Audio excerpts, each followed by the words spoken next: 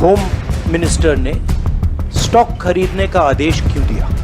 दोस्तों आदाब, सलाम, नमस्कार, सत्य श्री अकाल। मैं आपका मेज़बान अली आदिल खान सत्यम गुफ्तन प्रोग्राम लेकर हाजिर हूँ और आप देख रहे हैं टाइम्स ऑफ पीडिया चैनल।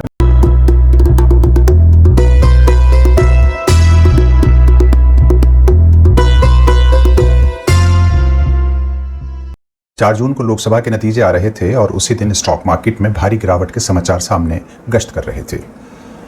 शाम होते होते 30 लाख करोड़ डूब चुका था। राहुल गांधी ने 6 जून को प्रेस कॉन्फ्रेंस की और बताया कि स्टॉक मार्केट की गिरावट का इतना बड़ा घोटाला है जिसको हल्के में नहीं लिया जाना चाहिए।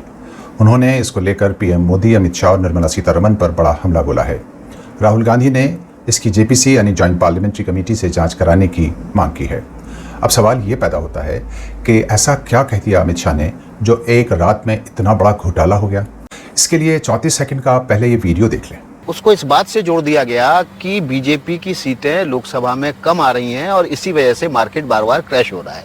आपकी अपनी स्टडी क्या कहती है? देखिए, 16 बार इससे भी बड़े गोते स्टॉक मार्केट ने लगाए, तो 6 जून के पहले आप बाय कर लेना, 4 जून के पहले वो शूट अप करेगा। तो इस बार पुराने रिकॉर्ड फिर तोड़ेगा, 1 लाख के पार जाएगा क्या? नॉर्मली जब स्थिर सरकार आती है तो स्टॉक मार्केट बढ़ता है, इसलिए मैं कह रहा हूं कि 400 पार होने वाला है।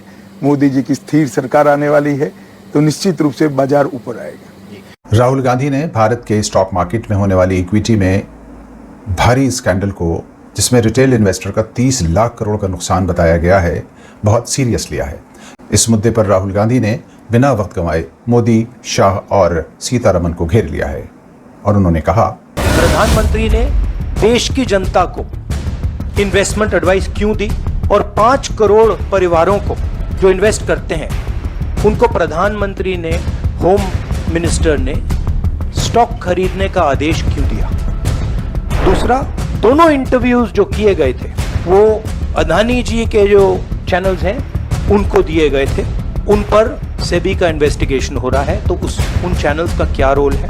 और बीजेपी के बीच में जो फेक एग्जिट पोलस्टर्स हैं और ये जो फॉरेन इन्वेस्टर्स हैं, इनके बीच में क्या कोई रिश्ता है? और अगर रिश्ता है तो क्या है? हम जेपीसी चाहते हैं, हम इन्वेस्टिगेशन चाहते हैं और देश इसकी सच्चाई जानना चाहता है। कांग्रेस ने जिस स्टॉक मार्केट घोटाले को देश का बड़ा स्कैंडल बताया, उसी को जस्टिफाई करते हुए भाजपा नेता पीयूष गोयल ने कहा, 1 जून और 4 जून की खरीदो फरोख्त से भारतीय निवेशकों को नुकसान नहीं बल्कि फायदा हुआ है।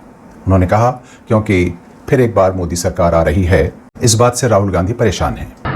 अब किसी भी बालक को पूछो कि भाई लोकसभा के चुनाव के पहले सरकार किसकी थी, तो कहेगा एनडीए। 24 के नतीजों के बाद सरकार किसकी बनी?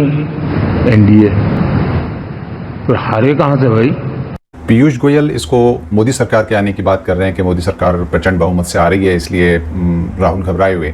हालांकि खुद मोदी उसको एनडीए सरकार कह रहे हैं। इससे पिछली सरकार को भी वो आज एनडीए सरकार कह रहे हैं, जबकि वो मोदी सरकार, मोदी की गारंटी, मोदी सरकार, मोदी की गारंटी कहते हुए खुद मोदी और मोदी का पूरा कैबिनेट थकता नहीं था।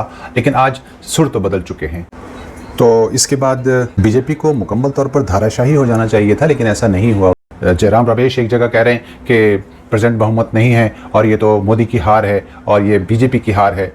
इसमें कोई शक नहीं है कि उनकी प्रचंड बहुमत नहीं है, लेकिन याद रहे जयराम रमेश जी, वो मोदी जी हारे नहीं हैं अभी भी, क्योंकि 240 सीटें अभी भी पार्लियामेंट में वो लेकर आए हैं, जबकि कांग्रेस 99 सीट पर ही सिमटी हुई है। जयराम रमेश और पूरी उनकी पार्टी यानी कांग्रेस, इसके ऊपर जो है वो इंट्रोस्पेक्शन करने की ज़रूरत है। पीयूष गोयल ने कहा कि स्टॉक मार्केट में लोग निवेश न करें, इसलिए राहुल गांधी ऐसा बोल रहे हैं।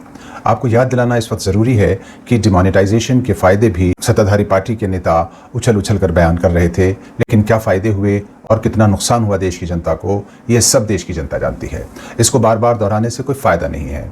हालांकि कुछ ऐसे सबक होते हैं जिनको बार बार दोहराना इसलिए ज़रूरी होता है कि सबक याद रहे। इन 10 वर्षों में जनता समझ गई होगी कि अपने भविष्य को उज्जवल बनाने के लिए जनता को ही किसी भी चुनाव से पहले अपने विवेक और बुद्धि का सही इस्तेमाल करना लाजमी है और निष्पक्ष भाव से, बगैर किसी लाग लपेट और बिना किसी भेदभाव के फैसले लेने होंगे। अन्यथा जनता को या तो 5 किलो प्याज एक सांस में खानी पड़ेगी या फिर 500 जूते सर पर लगवाने होंगे।